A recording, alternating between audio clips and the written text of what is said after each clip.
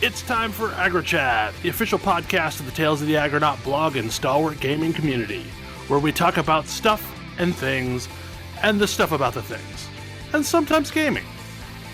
I'm Belghast, and let's start the show. Hey folks, it's that time again. Time for another episode of AggroChat. This is episode 430. Tonight I'm joined by Ammo. Hello. Ashgar. Greetings. Grace. Hello. Kodra. Hi. Tam. Hello. And Thalen. Hey there. So we didn't record last week because, Easter holiday weekend, and we were kind of on the fence as to whether or not to call it, and I am exceptionally glad that we did, because it sounded like a lot of schedules got busier after we called it. Families are a thing. That is definitely a thing. But yeah, so what I would have talked about last week, that I'm still going to talk about this week, is we got a new Path of Exile league, and I have been playing a lot of Path of Exile again. And Crucible League is a really good standard league. Yeah, that's kind of my thought too. What does that mean? Balance, nice to see new balance changes. Nice to get a fresh start. The league mechanic is ignorable. Yeah, it's not good. It is a poorly thought out league mechanic. It is fine, but execution of it is not good. Aggressively underwhelming. I thought the whole point of this was to make items even more chase. And so it's not doing a great job of that, and also it's not terribly fun to engage with. So most people just aren't. Also, if you are like me and leveling a build that uses unique weapons, you can't engage with it. Oh, unique weapons don't. No, you Crucible? can engage with it, but at high levels, yes. You got to get a geode to drop, which are these maps that you run. No, okay, so here's the hilarious thing about Forge maps. Forge mobs take a while to spawn, and the Forge is essentially a straight line. Like, there's some corners, but like it's a bunch of corridors. So if you just want to get to the Forge and either merge weapons or, put a tree on a unique weapon, there's another kind that gives you a furnace that lets you strip a tree so that you can re-roll the tree. If you've got a movement ability, you just run past everything. And everyone does, because this is Path of Exile. And it's not fun. Some movement ability on your bar. So they introduced something like, so Forge mobs are as tanky as metamorphs and as scary as beyond packs. Ugh. I would put them at about beyond pack scary, yeah. Yeah, but I don't think they're quite that tanky anymore. Sometimes been nerfed. There are still some that are a little tanky. But yeah, like they're these horrible, awful packs, and the mechanic was poorly visualized at first as to how difficult you were making it.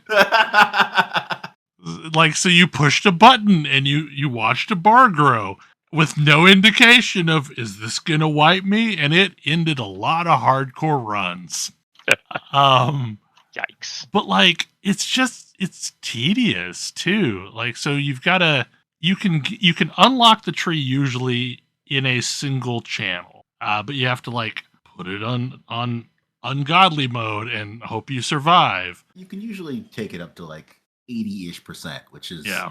Monsters get extra bonuses if you take it all the way up to 100%. Don't do that. There's problem no reason to do that. They're these super difficult monsters to kill. They drop nothing. Yeah, that's annoying. Not a thing. Nothing. It's like a health pack. They're worth pack. A ton of XP. Yeah. But like, they're also quite lethal, so take that as you will.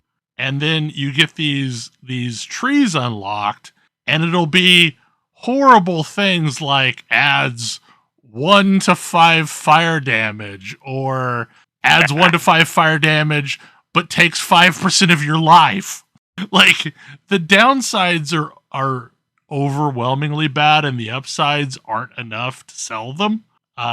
So it becomes this game of everyone is just trying to find a decent tree. So like at some point I may engage with this league mechanic, and I have a stash tab full of bases that I may go hunting for a tree on. And then sometimes they they have a node that says they'll sell for a unique or for currency. And that has pushed up the price of split beasts and fractured fossils, because you can take one of these items that has a sells for 3 divines node on it and split it in half, and both items keep the tree. So you just made 6 divines. And there's a sketchy way of melting a split item onto another tree, and there's a chance that you keep your divine node, but also remove the split tag so you can split it again. It's not that sketchy, and in fact, the odds are in your favor if you want to do this thing. And GGG is like, yep, working as intended. Yeah. So whatever. So it's made like Delve way more popular than it was last time, and it's also probably more than Delve. It's made Einhar and hunting for specific beasts like a thing that a lot of people are doing. Is beast crafting. Yep. So like it's I don't know. Like I've tried it a couple times and it's just underwhelming, so I'm largely ignoring it. And other than that, like all the changes that they made that looked scary actually produced a better sandbox state of the game. The mastery changes looked a lot like a bunch of nerfs. It was not, in fact, a bunch of nerfs. Like, Righteous Fire is in a better state than it was last league, and I have way crappier gear. It's the most popular build this league. Yeah, it's the most popular build this league. I did not expect that. Like, it looked like it was going to get nerfed, but what's hilarious... I mean, a single number went lower. Clearly, all the other numbers that went up didn't make up for that. Yeah. What's hilarious, though, is the fact that, like, in Act 2, I was running around with Righteous Fire, and it was perfectly fine. Like, I don't know when I last changed. I think it was probably Act 4 that I switched over previously. You had to switch over after first lab in last league. Yeah. But, I mean, like, I don't know. I'm having a blast, and it seems like there's a lot of viable builds that are better than they were. So, Build builds got buffed. There are a number of trap builds that aren't Seismic Trap that are viable. People really, really like X-Blast Mines. I'm being degenerate with a unique. Whispering Ice is still good, but also pulled out the Sunder build that I started last league, and that build is significantly improved with mastery changes. Minion builds seem to have lots of different options that are viable this time around. Poison minions is a little bit harder to run just because scarcity of the items. But it's still a thing, but the item is harder to get. Right. The breach changes ended up nerfing the drop rates of items. Not necessarily the drop rates, but the drop rates of blessings, which are required to make the better version of the items. This also means Skin of the Loyal is crazy expensive this league. Yeah, Skin of the Loyal used to be a 100C item. Now it's like a 5 divine item. But also, I don't know what is just the beginning of a league, because last time around I did not interact with trade as early as I did this time. And there were a lot of things that were bonkers price-wise, like Legacy of Fury, which are boots that RF runs, were like 3 divines the first couple days. And now I picked one up earlier today for like 10C. So the very first few days, everything is crazy expensive unless it is something that drops very, very commonly during leveling. Yeah. Like, I haven't checked to see if Poet's Pen is down from these heights it was at. I was shocked at how cheaply I was able to throw together like gear that gives me results that are not that different than the point at which I left the last league. And I had way better gear at that point, but like I'm just as effective now. I think initially I spent maybe 50C in total on all of the elements of a build, and I've upgraded some of that stuff since then, but mostly I'm still wearing that same crap. I mean, and realistically, like, I think I spent 4 chaos, maybe 5 chaos just to fix my resists. And once I had fixed resists, I was perfectly fine. I was mapping and not having much issue. And then I kind of felt weird for running crap that I picked up somewhere in Act 7 or 8. So I made some additional upgrades, but I was able to start mapping only by fixing my resists. I don't know. Like it's bizarre to me because, we're in this league and it is very much clearly a failed mechanic that most people don't want to interact with, but also the state of the game is pretty great. So, I mean, GGG did what they always did and tried to make it like super hardcore and are now slowly nerfing it over patches. Anyway. Are lots of people not decrying about how they're going to be leaving the game because the loot isn't good? I mean, that's happening. The loot other than the league mechanic is fine. Like, there's some stuff that's weirdly feels stingy this time. Because, like, I had some weird absences of specific types of currency. Like, I had hell getting armor scrap for whatever reason. But that fixed itself over time. I'm having trouble getting instilling orbs. But I only care about that because I'm trying to get all of my flasks set up to use when full so that they're basically automated. But other than that, I mean, Sanctum was a generator of a lot of currency for a lot of people. So I think this is the hangover after that league for a lot of players. And it's largely felt that there's not a mechanic this time that can reasonably replace it, other than the handful of people that are trying to print money with split beasts. What's that? The thing mentioned earlier where you can, yep.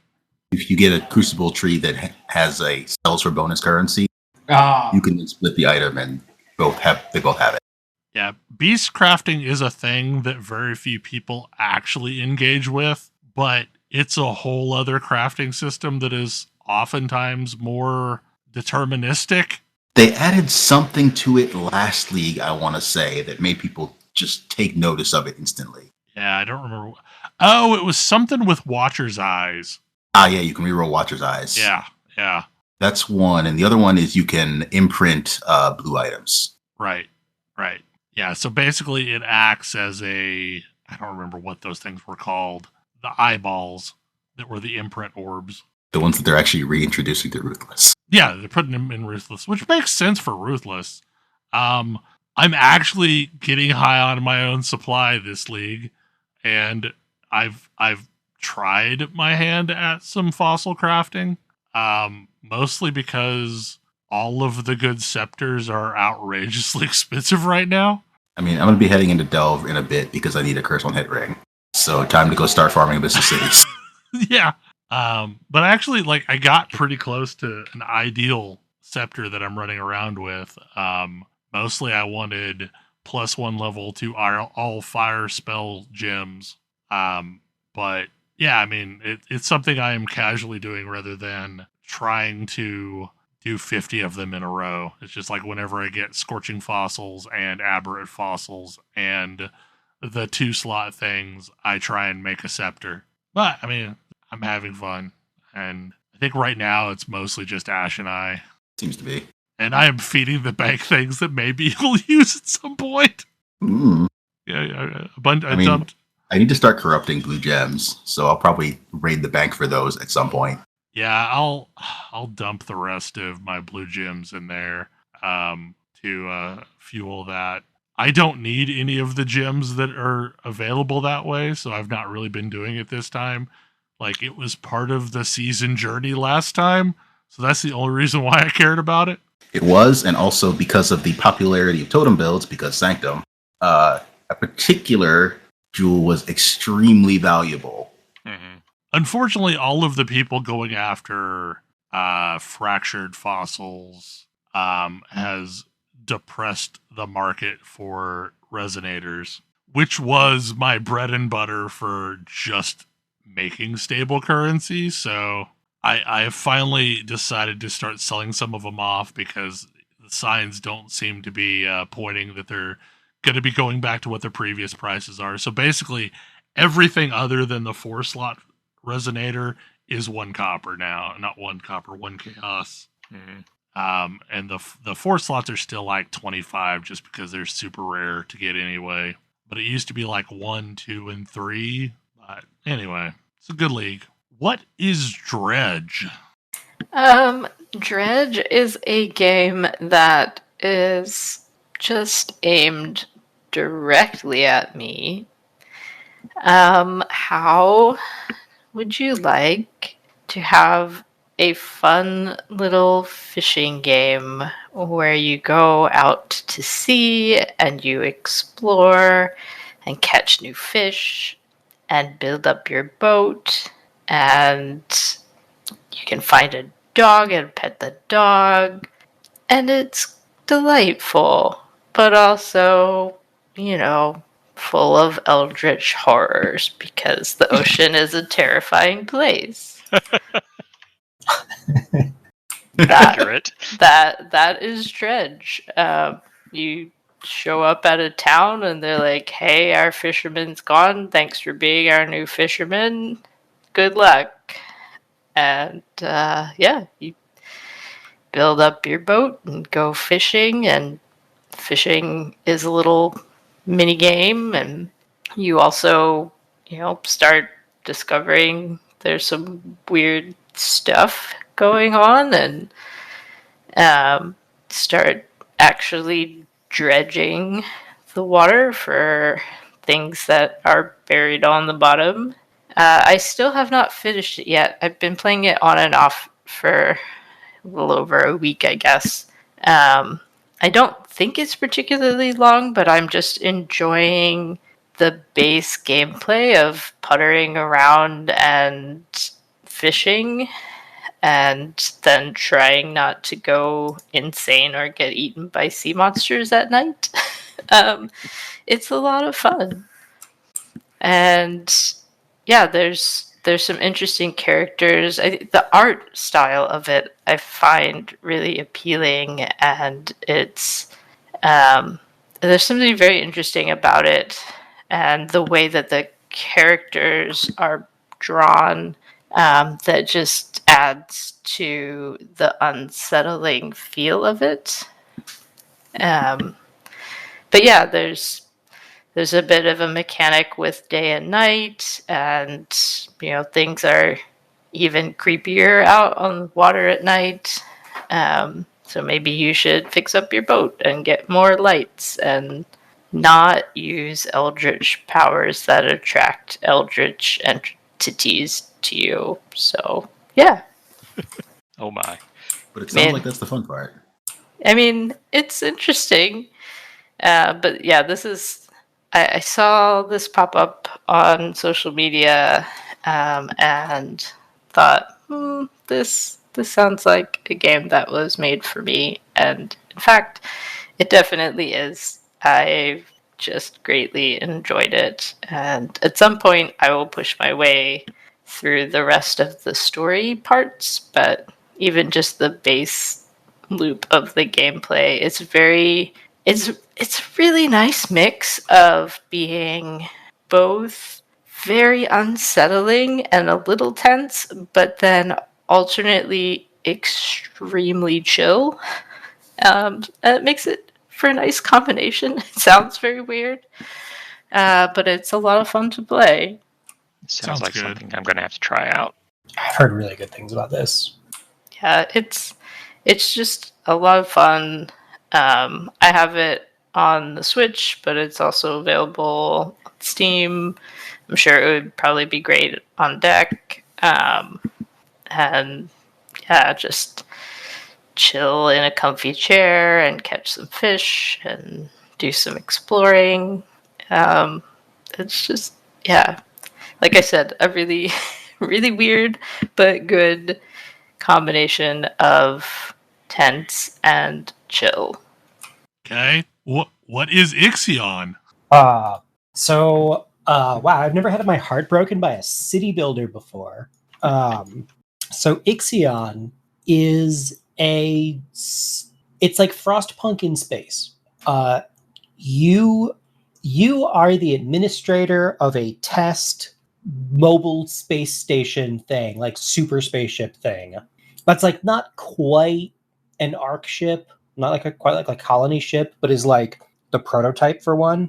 And the game opens up, and the tutorial is you like learning how the basics work in orbit around Earth, and it's you've got a bunch of scientists, you've got a bunch of people who are really just excited to be there because it's been a tough, like the Earth is not doing great, as we know. Like this is going to be the opportunity for humanity to reach out among the stars and make Earth better than it's been, and all kinds of stuff. It's great. Everybody's really excited. Your ship is going to be doing its first test jump to a nearby star. You're in Proxima Centauri. Just make sure the engine works. Really, you're and like one of the council people that you're working with likes to remind you that you're not the important one. The real ship is still in progress. You're just the prototype, but like make sure it all works so that they can do the real work later. You get some really exciting, like, space is real cool, isn't it? Kind of stuff going on. It's all up. It's like super uplifting. You've got some super fancy, hyper jump engine. They call it the Vol Drive, and you finish the tutorial. And basically everything in the tutorial is getting you set up to here's how to basically run your people. Here's how to like house and feed your like station inhabitants. Here's how you do. Here's how you build workshops. Here's how you stockpile resources. Here's how you manage space. Oh, by the way, there's multiple different sectors, but you don't need to worry about those. They're not going to come up. This is just a test flight, et cetera, et cetera. Until you finally get the drive up and running, finish the construction of the station, and you're ready to go. And you hit the drive. It gives you this beautiful cutscene where it's the head of this organization that you're a part of that's talking about how just vitally important this whole thing is and how excited they are, and has the countdown going for this engine that's going to turn on, and people can look up and see the space station from the planet's surface right next to the moon. It's this beautiful shot. And then the engine ignites. You like bip off and the moon explodes. Like, my. Oops. The shockwave of your engine, it's like the shockwave of the engine basically blows up the moon. So you go on your test flight and you come back and the entire and Earth is destroyed. Yep, the lack of a moon sure does have an effect on the Earth. Yeah, yes, it does. It sure isn't helped by the fact that big chunks of the moon smash into the planet. Yikes. Phelan, that feels really relevant. Uh-huh. Like, it's a... And the thing is that... And like, I realize that I've just spoiled the end of the tutorial because, wow, that hit me hard. Because I was like, oh, I wonder how it's going to become... I thought we were going to go to another planet and we're going to do some things. No. That's not what this is about. Time for you to rebuild humanity and figure out what happened in the context of your city building in this space station. You can unlock the other sectors, but you're not supposed to, which means that you have to like figure out what you need to override the locks. And you've got science ships, you've got this starkly limited population. You're trying to find you're trying to find cryogenically frozen people so you can get your population stabilized. But it's really cool.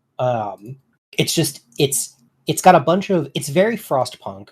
I mean, it's this interesting balance between how do we make our people... How do you keep your people happy while... How do we keep our people happy while trying to get this whole thing going? How do you keep this functional? How do you keep your station going? Oh, by the way, your drive also damaged your hull. So your hull is deteriorating. You are able to move your ship around for a better position, but that has effects on your hull. So it's really interesting. And like I have a surplus of food, and you'd think that wouldn't be a problem, but it means that I've had to shut down my food production so that I can research cryonics, just because I don't have enough people. And it's not like, it's really interesting how you get more people and you have to go out and explore, but going out and exploring costs resources and time. And so I was like, I finally have this cryonics lab up and running, slowly getting my population back up to some like kind explore the ship, or because I'm trying to figure out where there are just random frozen humans at. Well, I collected some from the ruins of Earth. There are several in various space stations. I don't know where else I'm going to find them. I got news for you. I'm still working on that part. Yeah, I mean, like, you can't go to the freezer section of your local supermarket and pick up humans. Right. Well, and similarly, like, the first cryogenically frozen people I found were in a cargo ship, or like a merchant ship that I was working with in the tutorial, in the wreckage of the merchant ship. And we found the wreckage of the merchant ship, and it's got all this graffiti on it that has the name, I forget the name of the organization, but it's like, those who help the organization are the enemies of humanity. And so I unfroze some of these people, and they're like, it is vitally important that you don't unfreeze anybody else.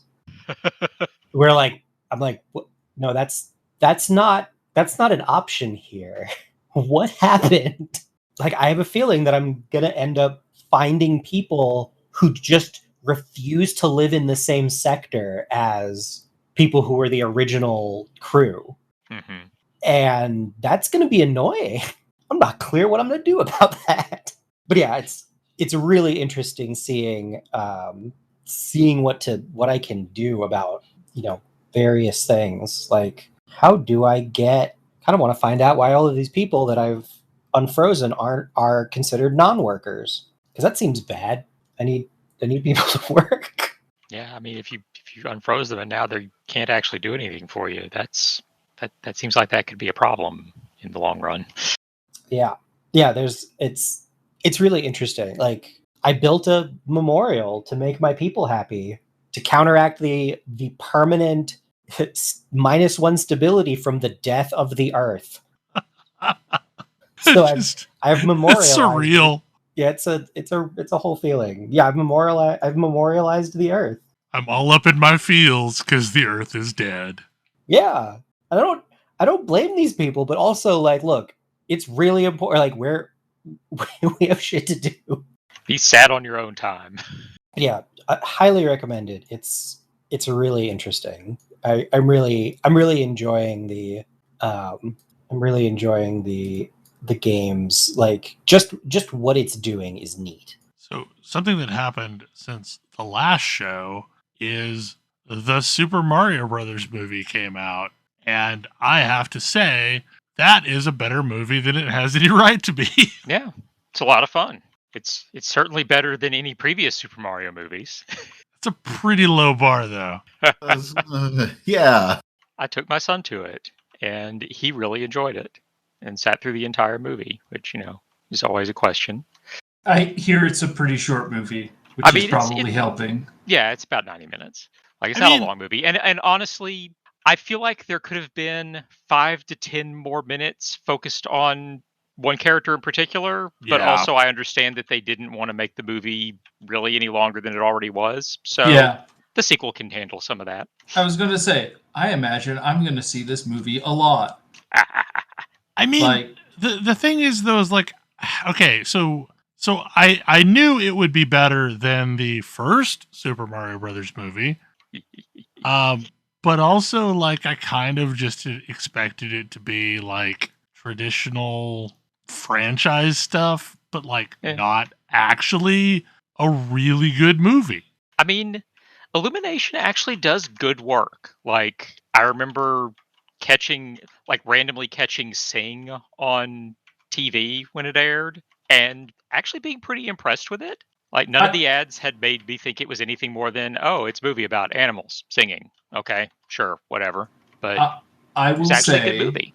I will say, for Illumination, like, even the Minions is kind of like the front face of Illumination. Sure. But even like the movie that they came from is actually a good movie. It's just they became instantly iconic and everyone loved them and then everyone hated them. yeah. It's all bananas and fart noises. It's all bananas and fart noises. But yeah, Despicable Me is a good movie.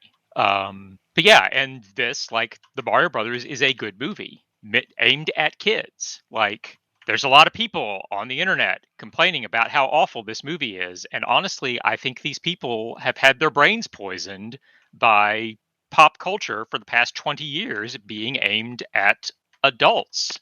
And this is a movie that, like, I enjoyed watching it, but it's aimed at my son. And that's fine. That's where a Mario movie should be aimed. I mean, I can't imagine my parents enjoying the first Mario movie. That's not who it was for. No. Who was that movie for? I don't know. know. No one. I David didn't enjoy it. The first Mario movie was for David Cronenberg. Fair enough. Because apparently that's who the director wished he was. But yeah, no, it's a good movie. The voice cast is really good. Like I wasn't distracted by like the Mario voice or anything. There were two characters where it's very curious, like, oh yeah, this is voiced by that guy, and like one of them is because they're voiced by Jack Black, and Jack Black is the perfect actor for that. For Bowser, he was an amazing Bowser. Jack Black's a brilliant Bowser. And when Donkey Kong shows up, you're like, oh yeah, I recognize that laugh. That's Seth Rogen. But it's fine. Yeah, Seth Rogen is fine as Donkey Kong. No problems here. Didn't play him as a stoner or anything. Yeah. He's a bit of a bro, but like that's perfectly reasonable, honestly. I mean, the character went on a long epic quest because some dude stole his bananas. Yeah, like this. Yeah, this is absolutely yes. You can it's absolutely that Donkey see this Kong version of him doing that. Yes, Cranky Kong was amazing. Cranky Kong was great. It was just pure joy. Like, yeah, I mean, it was all good. Like, yeah. I don't know how anyone watches that movie and not just enjoys it. I mean, it was a fun movie. Yep, and they were fully aware that, oh, we have Jack Black. We should take advantage of the fact that we have Jack Black and actually use all of his abilities. And it's wonderful. There's not one but two different versions of music videos online, and they're quite good. I'm hoping for sequels. We know there will be. I can't see how there wouldn't be a sequel. Apparently, like, this movie broke multiple records. So I mean, there were a lot of delightful deep cuts in there too. Oh yeah, like there was definitely stuff for the parents. Like, lots of like signage and things that reference here. Like there's a sign that has the duck from Duck Hunt on it. There's various stuff like that. Like, not important to the movie at all, but if you grew up playing Nintendo in the 80s, you'll be like, oh yeah, I know what that is. I mean, I was on board with the hilarious trailer where they're just a pair of plumbers. Yes.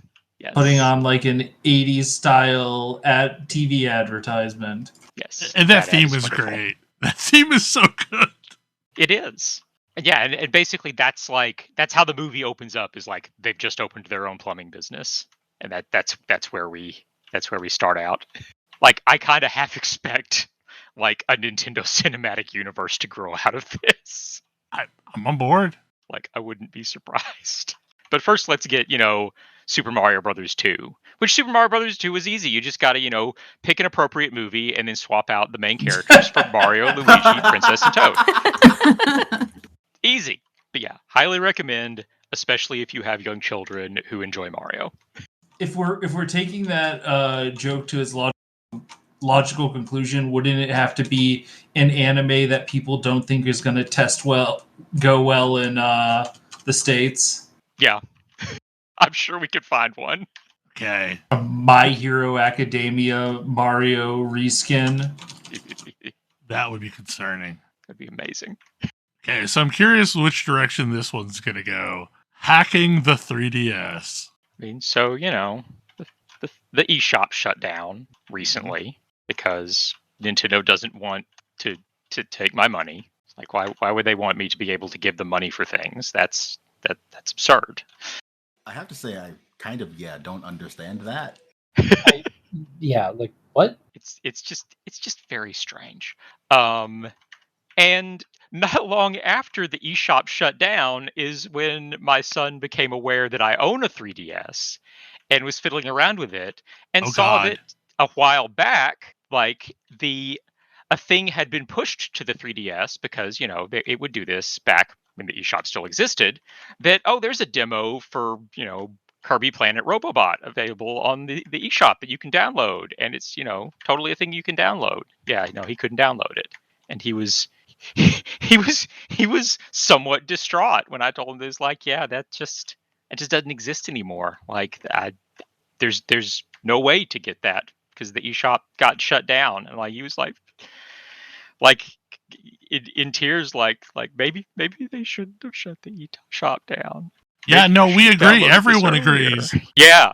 And then, more recently, a video was made on YouTube by a guy talking about this very thing and about the whole process and about the existence of a, kind of knockoff eShop, effectively. A gray market eShop. Yeah. Those YouTubers are getting our children hooked onto dangerous concepts like hacking 3DSs and Nintendo Switches and installing mod chips.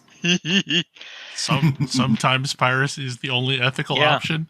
Yeah, but in this case, like, I decided, okay, I'll actually look into, like, okay, what exactly does it take to hack the 3DS? And as it turns out, this is like the easiest thing in the world.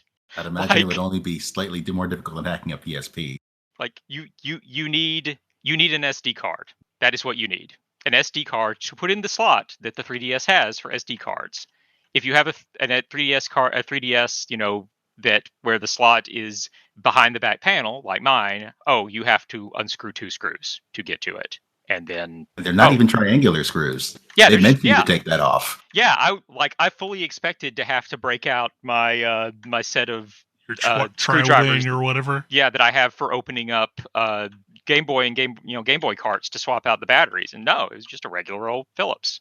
And I actually happened to have a 32 gig micro SD card lying around that I had been wondering, what am I going to do with this now after I, replaced the one in my Switch with a bigger one, because I kept having to delete games to download new games on the Switch because, my son is using the Switch a lot. So yeah, I spent 15, 20 minutes and and today my son has mostly finished Kirby Planet Robobot. Nice. I have now gone and figured out that my Switch is in fact old enough that it can be, if I can manage to reset it to factory defaults, it doesn't have the firmware needed to lock me out. Yeah, I'm concerned about my son. If my son asks about hacking the Switch, that's not happening anytime soon. Do you have a paperclip? You don't even... Is that what it needs to reset to factory defaults? No. There's a thing you can do with the paperclip to put it basically into factory repair mode or something like that. It's like a jumper you need to bridge or something. It's on like the side. Mm-hmm. Yeah. Anyways, this might be a reason for me to upgrade to an OLED at some point and then try this. But yeah, like this so was you very can much try of a that with the old situation one. of, Yeah. we've reached the point where I'm not terribly concerned about if Nintendo were to, if Nintendo were to ban my 3DS from the eShop, that could be terrible. Exactly. Yes. So why not give it a shot? Yeah. Yeah, I'm gonna probably do this with my 2DS XL as well. It is absurdly easy. But And yes, also downloading games is wrong. Totally. Definitely wrong. tell your son I'm Allegedly. sorry about the capitalism. Yeah. I mean, good he learns this lesson now. Yeah. Because this Damn the man. This is going to continue to be a thing. Digital preservation is important. Sure is. Oh no, we don't do any of that. Again, I'm just mad that they're like, hey, the only way you can give us money for these games yeah, let's turn it off. And it's not as though the quote-unquote retro market wasn't already nonsense. Yeah. It's like, I mean, like some of the things that you could get on the eShop, sure, you can buy physical copies of that from resellers for $150. No. But plenty of the stuff is never had physical releases. And then of course there's the DLC for things that this was the only way to get DLC. Like you might already own the game but not have certain DLC because you didn't download it. Well, yep. Too bad. It'll be interesting to see what the next year or so bring forth with the Nintendo legal machine, because apparently the Steam Deck is pretty popular in Japan. And that makes sense. It's a phenomenal emulation console. Which means Nintendo is eager to restart that fight, which they lost many years ago. Yeah. But they're keen to try it again. Battle Network Legacy Collection. Speaking of old games that you can't buy anymore, the Wii eShop was one of the last ways to buy Battle Network until this came out. But Capcom just released the Battle Network Legacy Collection, which is a collection of all the Game Boy Advance Mega Man Battle Network games. This is, I consider, highly positive. These games were quite good. Yeah. Most of them were anyway. However, the first game in the series is not good, as it turns out. There are a bunch of quality of life things that just came to the series that the first game doesn't have. And it also just controls a little sluggishly when you're in battle, which is not good. Yeah, that seems like a real problem. Your movement from tile to tile is not as instant as it is in later games. That's weird, considering moving from tile to tile doesn't sound like it would be that graphically intense. It's not. There's a tiny little warp animation. It's not instantaneous in, say you're on one of the bottom corners and you press up twice. If you're in Battle Network 2, you go up twice. If you're in Battle Network 1, you go up once. And then when you're on the other tile, then you can press the button again. Oh, no. Add into that the fact that these games have a terrible encounter rate. This is true in all of them, unfortunately. But in Battle Network 1, you can't run away from battle without drawing an escape chip. That sounds not good. Which means it has to take up space in your folder, and you have to actually, draw it when you want to escape. Ugh. I didn't realize quite the dire state of things. I played Battle Network 1 on the DS, a translated version of it got a DS re-release that sort of was a crossover with the Star Force series, and that one had a bunch of quality of life added, including things like the Star Chip Code, also not in Battle Network 1. But yeah, I appreciate that they're all here. However, if you want to not ruin your impression of the series immediately, just skip the first game. It contains exactly one twist you need to know that is gone over again in every single following game. That's handy. It seems like they realized it was bad. It had some issues, yeah. But I haven't also been playing through 2. 2 is still quite good. This is the game that One Step from Eden is kind of based off of? Yes. Yeah, I can imagine if I felt my up input was sluggish in One Step for Eden, that would be incredibly frustrating. Uh-huh. Because it's definitely a game where you say, I want to be here because here's the only place I can safely be. Yes, there's a lot of that, too. For what it's worth, they introduced what they call Buster Max mode, which takes your pathetic weak Mega Buster that does 1 damage per hit and multiplies damage by 100. Well. And 100 is definitely the correct number, I think. Yeah, it's a lot, but if you want to just not have to worry about the difficulty of battle, that's a good one. Although, again, there are some non-battle things that are frustrating about Battle Network 1, so I don't think it's enough. I sort of wonder if somebody is going to hack in some of the Operate Shooting Star changes to the PC version, like making the Elect Man pathways not completely invisible. But yeah, 4 and 2/2 great games out of 6 in this collection. That's actually selling Battle Network 4 kind of short. Battle 4 is not nearly as bad as 1. It's just frustrating if you want to complete it, 100% it. Yeah. Owl House series finale. I have not watched any of this series, but I want to at some point. It's so good. You definitely should watch it. And it's all wrapped up now. With a really good ending that I very much enjoyed. But if you're on the lookout for a kids cartoon or slightly older kids cartoon about a kid from the human realm going off to a witches' school and learning about magic, and also getting up to fun adventures, this is here. It's also deals with some heavy stuff, which is very fun, and sad, and made me cry. But yeah, no, the end is great, and wraps up really well. And ultimately, the whole story that they're trying to tell really just ties together very nicely. I'm very upset it didn't get more time to breathe because, like, you can physically see the episodes that are getting cut as you're watching the last season. Is this another season or series that was kind of stranded on Disney XD? It was definitely stranded on Disney XD. Like the opener, so they have like the show opener, right? That is usually just the same clip. The opener for all 3 episodes of the final season is just like a clip show of here's all of the stuff we cut. Imagine that these episodes happened. Oh, Ouch. ouch! It's like the Like opposite of Dragon Ball Z. Like especially the first one, because the story goes they make it back to the human world and they're stuck there for a while, and it just shows like the entire time they spend in the human world, because the whole episode is them getting back to the demon world.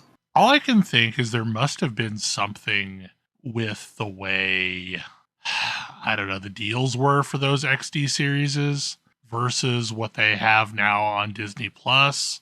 Everything that XD, I've watched most of the XD series now. All of them are great. Like that's the thing. I think it's the problem is all of them are great, and they are things that would have probably done, every single one would have done much better on Disney Plus. Right. Exactly. Where it's not 100% being kids marketed. And I think there was like an actual schism between the animation department and the marketing department or something. But like the animation department had a very clear like, hey, go make good animated content that kids and their parents will enjoy watching together.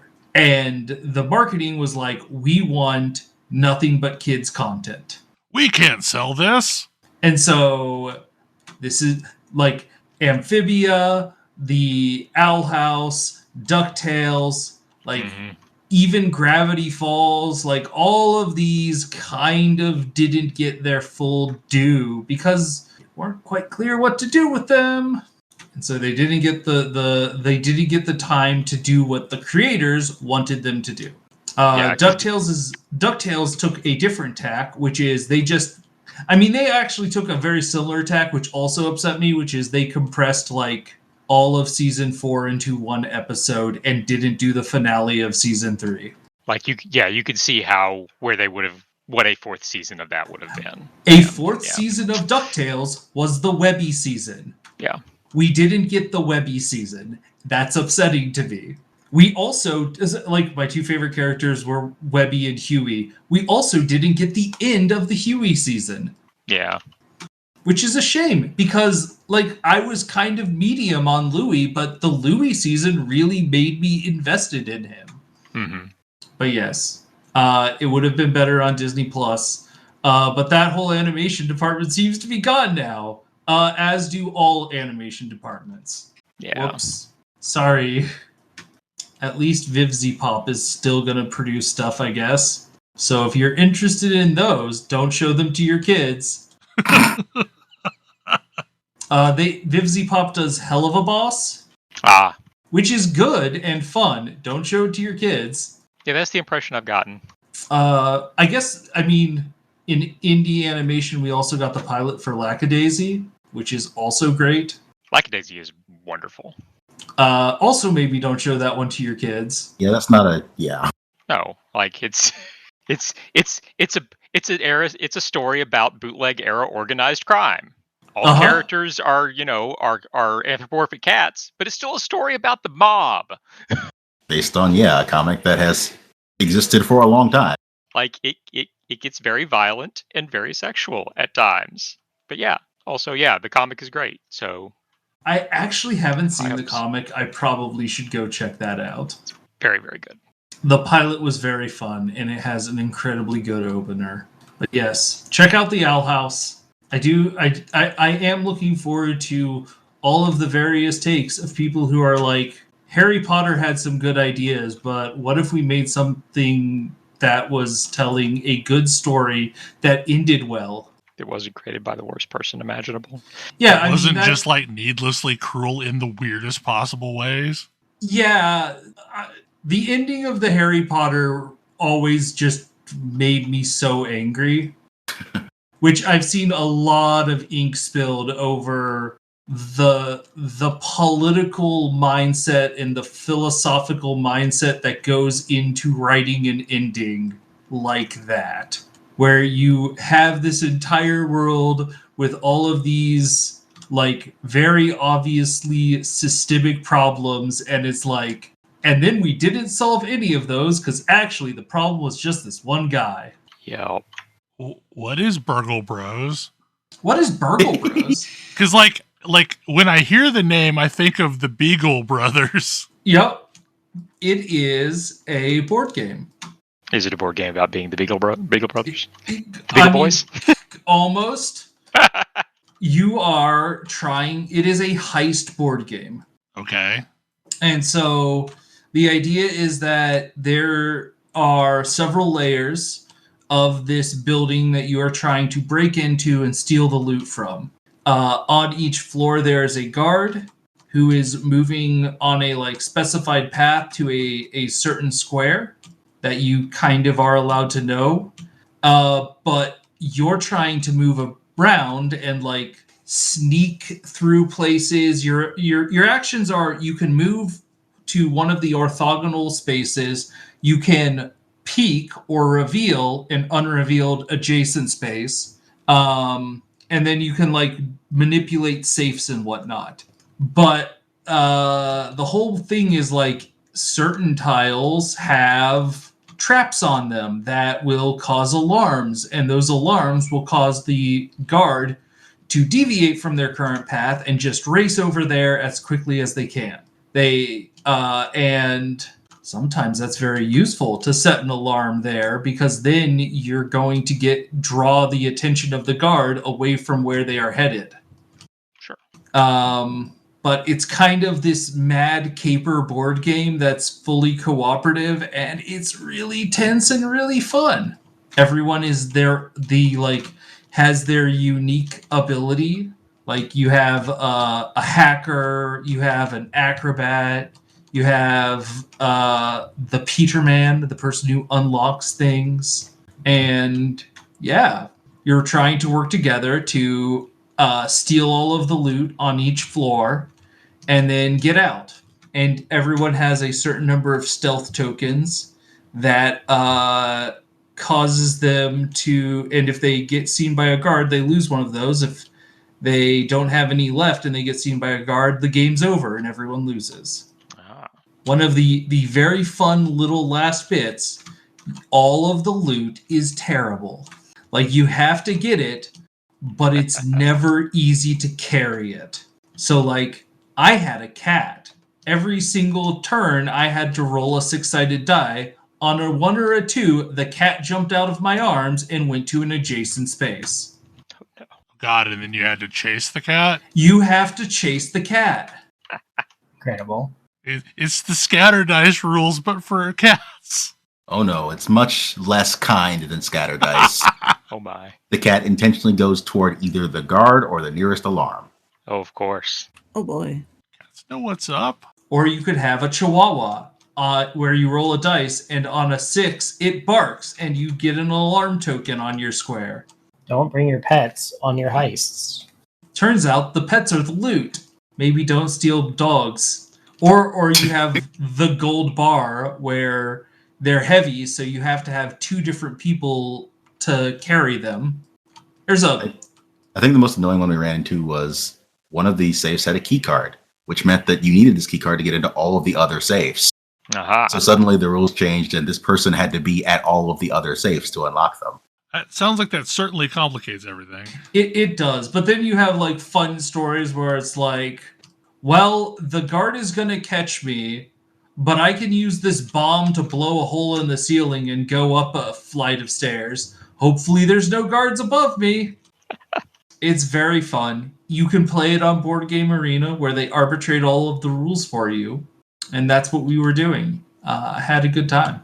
There's also a Burgle Bros 2, which has like components to physically raise the second story rather than just being like the second story is off to the side. I don't know. It's a cute little board game. We had a lot of fun with it.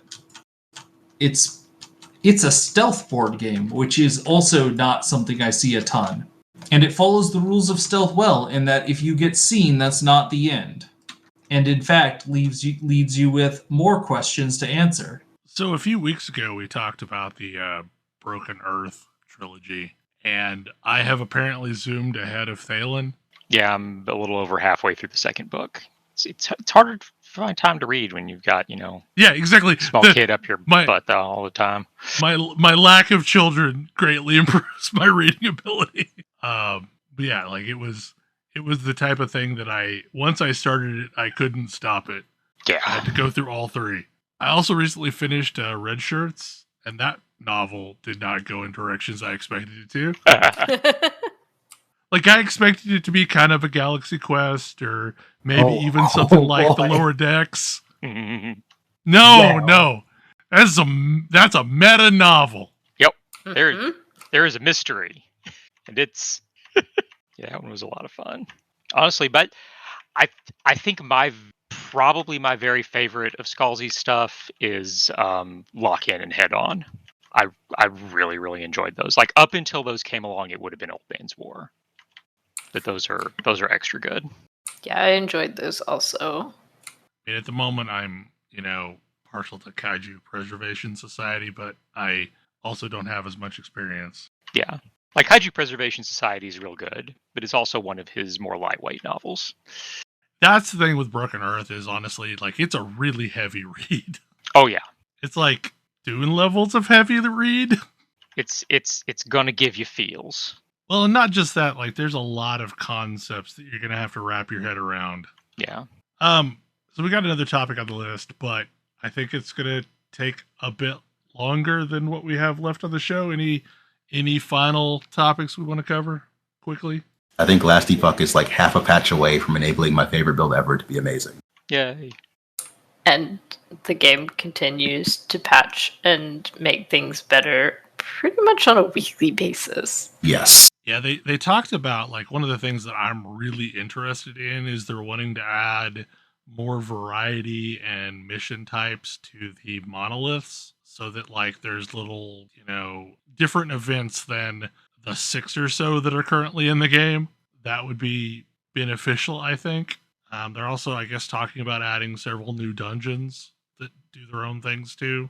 I'm slowly working on trying to find a squirrel helm because I want to run around with a pack of squirrels. Though honestly, the Primalist with a pack of 5 wolves is pretty solid in its own. Yeah, I'm go more toward the one pet version of that class, but yeah. See, I would have expected you were druid all the time. They go together very well. Okay. Werebear and the bear itself can inherit your swipe tree, for instance. Aha. Cool. So you get to be a big bear with a slightly less big bear following you around. Yes. Cool. Yeah, I was playing a druid, and I was going to go towards the swarm thing, but then I started another one and went down the Beastmaster path, and I think that's more my jam. That's probably a show. Hopefully you enjoyed yourself, and we will see you again next week. Good night. Good night. Good night. Good night. Good night. See you.